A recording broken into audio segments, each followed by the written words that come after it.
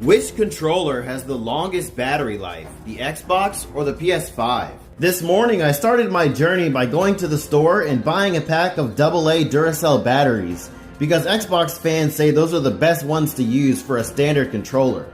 What I'm gonna do is pop the new batteries in, start up Fallout 4 from the beginning, and see how far into the game I can get before the batteries die. I spent most of the day monitoring how much time it took for the battery to drain throughout my playtime, and I got some shocking results. Within the first 2 hours of gameplay, the batteries went from full to medium, which was really alarming. I kept playing for a few hours after that, and if I'm being honest, the batteries did stay at medium power, but I was pretty disappointed.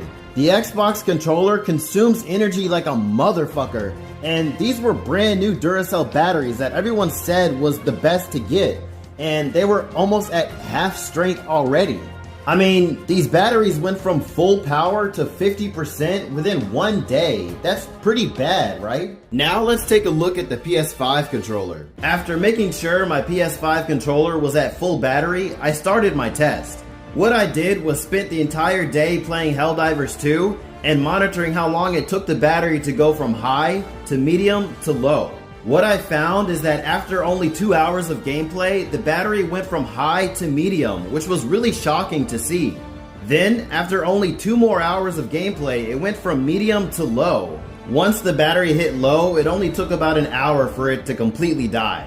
At the end of the day, I concluded that a PS5 controller can only last about 5 to 6 hours before it needs to be plugged in and recharged. I mean, those results aren't bad, but if I'm being fair, an Xbox controller can last about 8 hours before you need to change the batteries, and a PS4 controller can last about 10 hours before you need to plug that in and charge it.